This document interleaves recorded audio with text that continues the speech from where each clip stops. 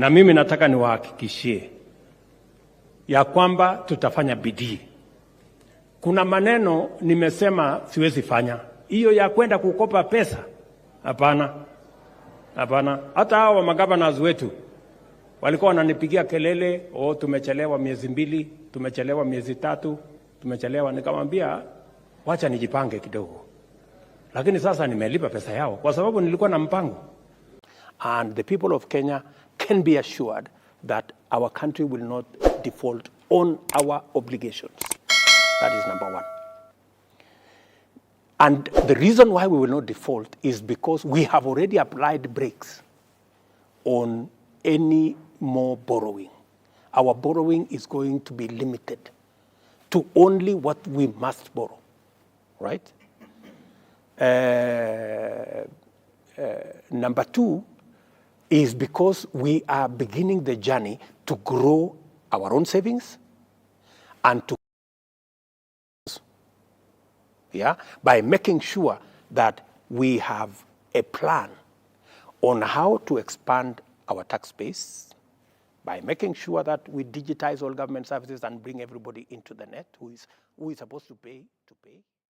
So, hello guys, now I'm looking at this one wonderful, pathetic liar. When he took over government, his aim was to tax Kenyans, ensure that we felt the pain of funding our own developments. So he went on to increase taxes, bring more, so that maybe you can make more contribution to the country, promising us good things.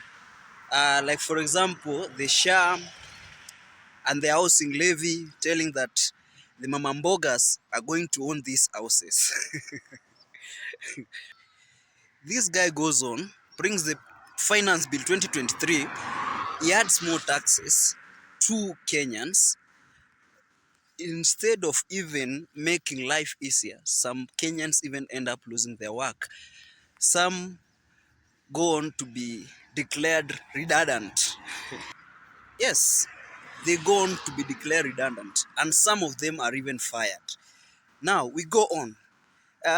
You raise taxes with the name of ensuring that there's more revenue collection. But again, is another problem.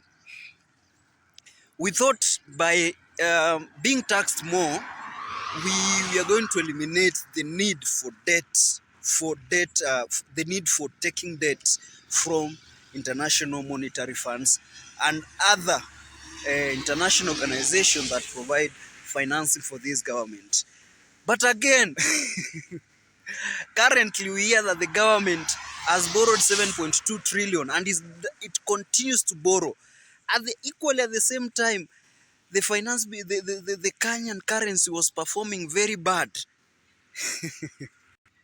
The state of the economy is not good. People are not able to even open more businesses. Hii pesa ambayo mko nasema pesa mfukoni haipo.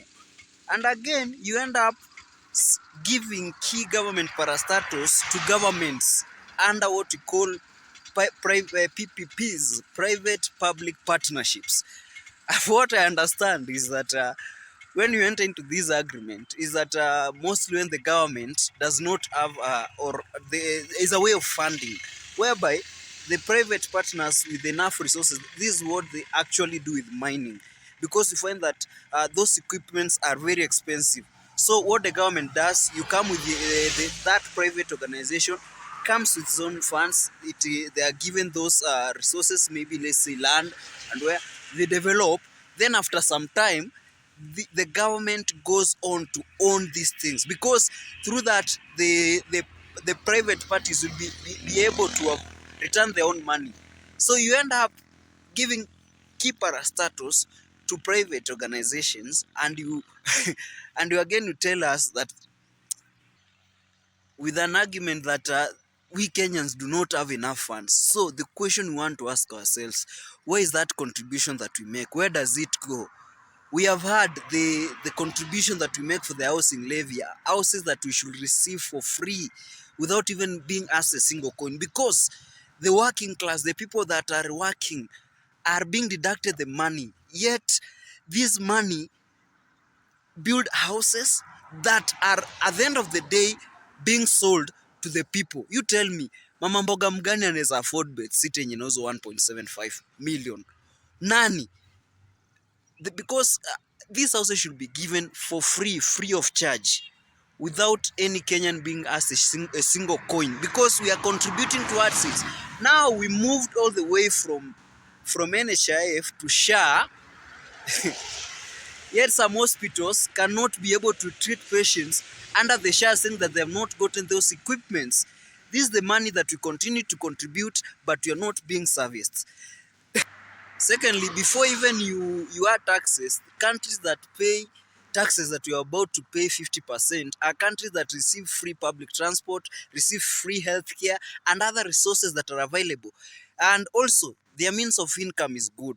When you say at the average income rate of the Kenyan people, does not guarantee us to have a good living condition. Yet this man continues to tax us and tax us. Yet, instead what he should do, reduce wastage in government, ensure that he eliminates all those corrupt individuals. We'll have a lot of money that will be enough, that will not need the PPEs from countries that have a bad reputation, will not need to borrow money from all those other organizations. You have people, ministers, having accumulated over 100 million for the in less than 22 months. It's unrealistic.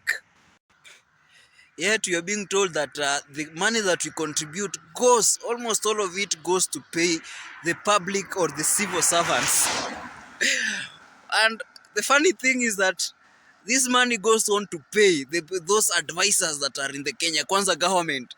Yet the people, specifically the president, we are being told is a man that has many advices, yet he does not take advice. He actually is the one that proposes to you actually the conclusion, or what you should summarize, what you should finish with. Then he gives you to discuss with it, and if you come with anything different, you're going back to the drawing board with something that he told you. So I don't think the aim, we should not even be tasked. Let the tax rates be reduced. Let us go there and start from scratch.